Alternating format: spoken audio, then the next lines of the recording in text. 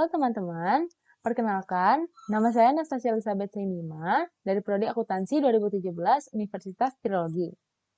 Saat ini, saya akan menjelaskan materi tentang penyelesaian audit, pengujian tambahan untuk penyajian dan pengungkapan.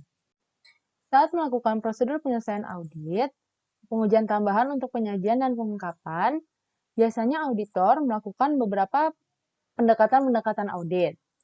Nah, pendekatan audit ini itu dilakukan oleh auditor untuk mendapatkan bukti-bukti yang akan digunakan untuk tujuan yang berkaitan dengan transaksi saldo yang berhubungan dengan penyajian dan pengungkapan.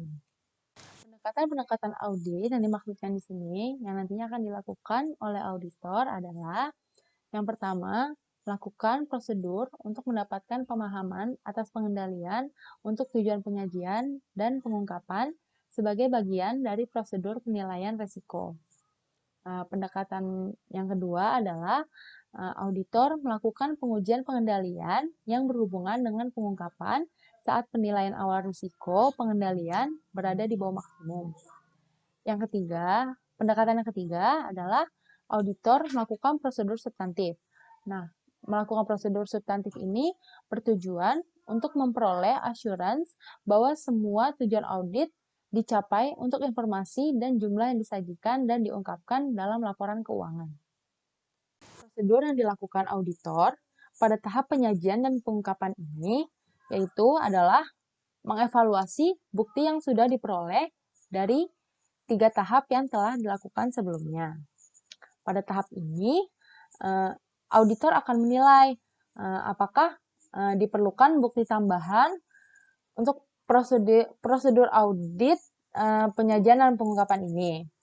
Selain itu, auditor juga akan melakukan evaluasi secara menyeluruh terhadap laporan keuangan dan ia juga akan menilai laporan keuangan tersebut ini tuh telah menyajikan dan menjelaskan tambahan-tambahan yang dibutuhkan apa belum, dan juga dia akan menilai apakah laporan keuangan tersebut telah mematuhi prinsip-prinsip akuntansi yang telah berlaku secara umum.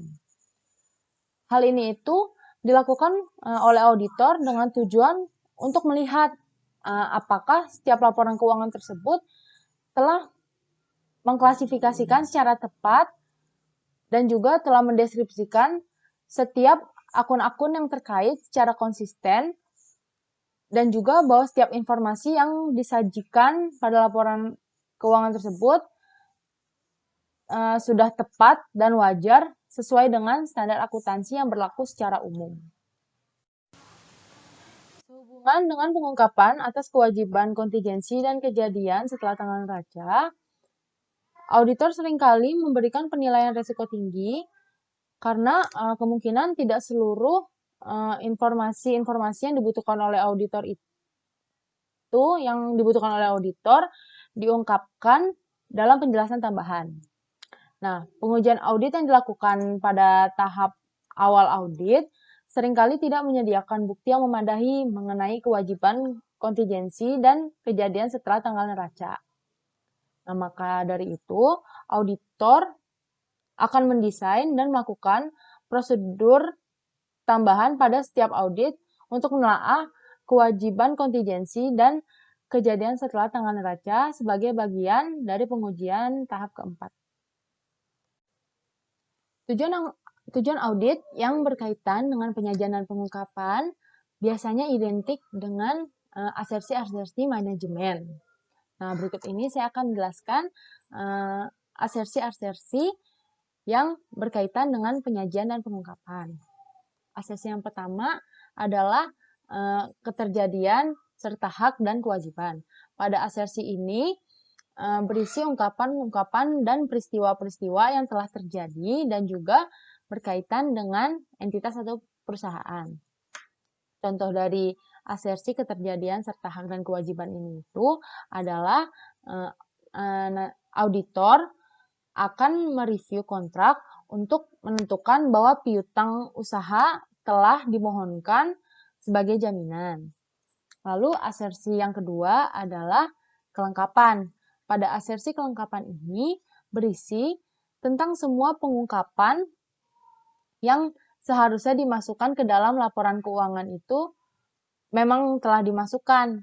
Nah, contoh dari asersi kelengkapan ini itu adalah auditor akan menggunakan daftar pengungkapan untuk menentukan apakah laporan keuangan yang dibuat oleh manajemen itu telah memuat semua pengungkapan yang telah diwajibkan oleh standar-standar akuntansi yang berlaku umum.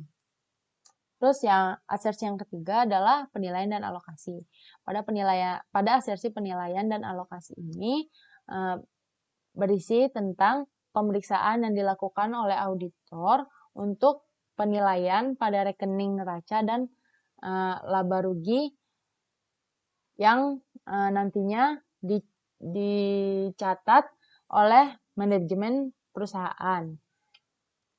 Contoh dari asersi penilaian dan alokasi ini yaitu adalah pemerolehan aset tetap secara sistematis dialokasikan ke dalam periode-periode akuntansi yang selanjutnya dicatat dalam laporan neraca perusahaan. Lalu asersi yang keempat adalah klasifikasi dan dapat dipahami. Pada asersi klasifikasi dan dapat dipahami ini, asersi ini berisi tentang informasi keuangan dan informasi yang lainnya itu telah diungkapkan secara wajar dan pada jumlah yang tepat. Contoh dari asersi klasifikasi dan dapat dipahami ini itu adalah auditor akan menentukan apakah aktiva atau aset ini telah diklasifikasikan dengan benar antara aset lancar dengan aset tidak lancar. Contoh dari penyelesaian audit pengujian tambahan untuk penyajian dan pengungkapan ini, yang pertama adalah jika seorang auditor mengetahui akan adanya pelanggaran hukum atau unsur tindakan pelanggaran hukum yang terjadi pada sebuah entitas atau sebuah perusahaan, maka auditor tersebut harus berusaha untuk memperoleh informasi yang cukup tentang apa sih sifat pelanggaran yang dilakukan oleh perusahaan tersebut dan juga bagaimana kondisi terjadinya pelanggaran tersebut, serta auditor ini perlu mendapatkan informasi-informasi yang cukup untuk mengevaluasi dampak dari unsur pelanggaran terhadap laporan keuangan perusahaan tersebut. Lalu, jika dimungkinkan, maka auditor juga harus memperoleh keterangan dari tingkat manajemen yang lebih tinggi dibandingkan tingkat manajemen yang menjadi pelaku unsur dari tindakan pelanggaran hukum tersebut. Jika manajemen tidak berhasil memberikan informasi ataupun keterangan yang dibutuhkan oleh auditor tersebut tentang apa yang terjadi,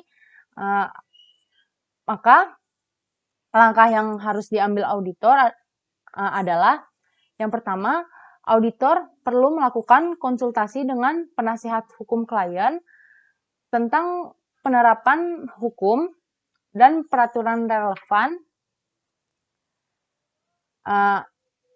tentang kondisi yang dihadapi oleh auditor tersebut agar auditor juga dapat mengantisipasi dampak ke depannya terhadap laporan keuangan. Lalu yang kedua, auditor harus menerapkan adanya prosedur tambahan jika diperlukan. Hal ini dilakukan untuk memperoleh pemahaman yang lebih baik tentang sifat pelanggaran. Apa aja sih prosedur-prosedur tambahan yang dimaksud?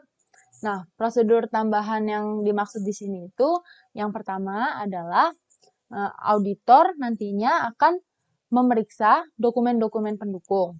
Nah, dokumen-dokumen pendukung di sini itu contohnya adalah seperti faktur, cek atau giro, dan juga surat perjanjian yang dibatalkan. Dan juga nantinya auditor akan membandingkannya dengan catatan akuntansi dari si perusahaan tersebut. Lalu prosedur tambahan yang kedua adalah nantinya auditor akan mengkonfirmasi informasi-informasi signifikan yang berkaitan dengan unsur pelanggaran kepada pihak perantara atau pihak luar yang berkaitan seperti bank atau juga penasihat hukum. Lalu prosedur tambahan yang ketiga adalah auditor akan menentukan apakah otorisasi yang semestinya itu telah diperoleh atas transaksi-transaksi yang berkaitan dengan unsur tindakan dari pelanggaran hukum tersebut. Lalu yang keempat adalah auditor akan mempertimbangkan apakah transaksi atau kejadian lain yang serupa atau pelanggaran hukum yang serupa itu mungkin juga telah terjadi di perusahaan tersebut, dan auditor akan menerapkan prosedur tambahan untuk mengidentifikasinya. Contoh yang kedua adalah auditor melakukan uji pengendalian tentang keberadaan, keterjadian, serta penilaian pencatatan penjualan dan piutang di sebuah perusahaan. Nah, si auditor ini dia menaksir adanya risiko pengendalian yang rendah di perusahaan tersebut, dan juga auditor ini merencanakan mengerjakan uji substantif beberapa bulan sebelum akhir tahun dengan mengirim konfirmasi. Nah, sebelum dia mengirimkan konfirmasi tersebut, maka auditor ini harus mengupdate kesimpulan dari taksiran resiko pengendalian yang rendah dari perusahaan tersebut. Nah, jika prosedur pengendalian yang relevan adalah prosedur pengendalian yang terprogram, maka auditor harus menyelidiki perubahan program dan perubahan dalam prosedur tindak lanjut secara manual. Nah, jika terdapat perubahan yang signifikan, maka auditor perlu melakukan pengujian tambahan atas pengendalian umum komputer, dan juga auditor harus mempertimbangkan perlunya pengujian tambahan pada aplikasi komputer. Jika terdapat perubahan pada personil yang melakukan prosedur tindak lanjut, maka auditor perlu melakukan pengujian tambahan atas aktivitas tindak lanjut